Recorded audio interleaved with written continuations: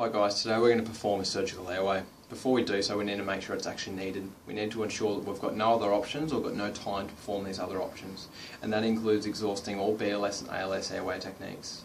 We need to assess whether the patient is spontaneously ventilating and is in a conscious state, and whether we actually need to do the airway right now. So for example, in this patient we've got a gross facial injury, however the patient's mentating well, posturing to clear his airway, and he's probably got airway reflexes. In the patient here, we've got an unconscious patient with gross facial injuries and obstructed airway, therefore he probably needs a surgical airway quite immediately. It's very important to understand the anatomy of the surgical airway, namely the two landmarks we're looking for, which is the thyroid cartilage and the cricoid cartilage, and in between we go for the area we're actually going to cut, which is the cricothyroid membrane. This is what it looks like on the outside of an actual person. In the QAS we use an open cricothyrotomy technique, and this is because the evidence shows that there's high success rate with open cricothyrotomy compared to percutaneous techniques, particularly in the novice users. It's also important to be very ready mentally to perform this procedure anytime you do an RSI or anytime you actually approach a patient with a difficult airway. In the QAS we have two indications, and first one is a can't intubate, can't ventilate situation when you've got a saturation of less than 70, and the second one is a primary airway attempt when you've got no real feasible laryngoscopy attempt, and this is in the setting of a facial injury such as our patient today. The contraindications, we've got patients less than 12 years old, children less than 12 years old, we've got patients in cardiac arrest and also those with an open tracheal injury. One must be very aware of this procedure. There's a lot of blood that obscures the surgical field, therefore it needs to be a tactile procedure rather than a visual procedure. On a safety note, we need to be aware there's a high risk of scalpel injury and there's also a high risk of blood exposure, particularly when you first cut through the trachea. There's typically a spray of blood, so you need to wear appropriate PPE. Alright, let's move through to the actual procedure layout. So this is our pre-procedure layout. We've got a scalpel. We've got the chlorhexidine solution to use an aseptic technique. We've got a size 6.0 tube because it's a smaller airway we're going into. We've pumped up the cuff to make sure that it's actually hasn't got a leak. We've got the 15mm connector out so we can allow the railroading over the bougie. We've got a pre-lubricated tube. We've got a syringe with air in it for the pilot balloon with a manometer. We've also got a pad to clean up any blood post-procedure. We've got our trousseau dilator as well as tracheal hook in case we do need to use them.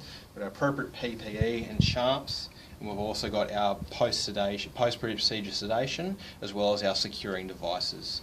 Over on the patient, this is where I'll have my bougie so it's easily within arm's reach. I've also got my 15mm connector in the circuit with a filter and end tidal running to our capnography machine. Let's do the procedure.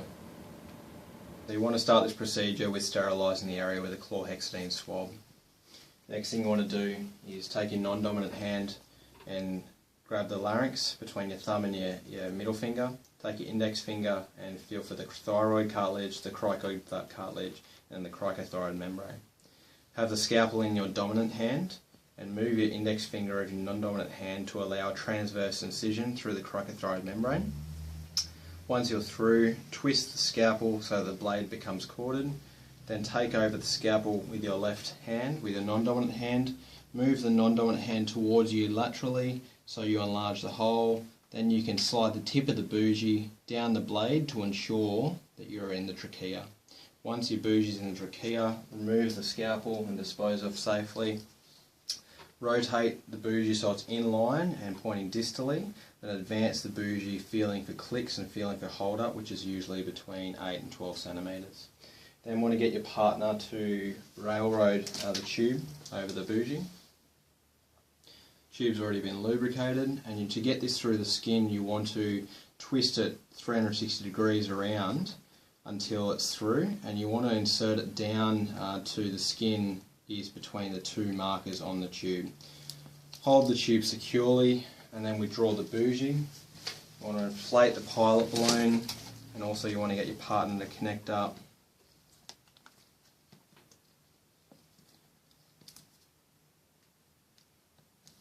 Get your partner to connect up the bag valve mask.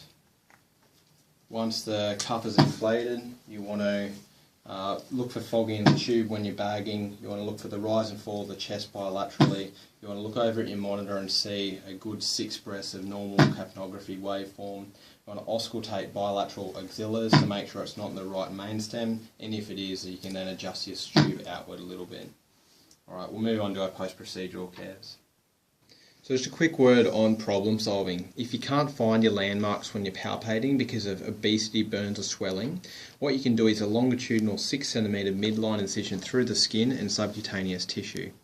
So do this, you go vertically down, 6 cm across the entire airway, and then use your index finger of your non-dominant hand to split through the skin and find your landmarks through the subcutaneous tissue. And then you can continue on in the normal fashion of piercing the membrane. Also, if the hole's not big enough, you can use QA Supply's trousseau dilator as well as tracheal hook to try and expand the hole, or you can use the blunt end of the actual scalpel to expand the hole. Thanks. Securing the tube is paramount. I've used 2 op sites at 180 degrees to each other, and I've wrapped one of the legs around the tube on either side.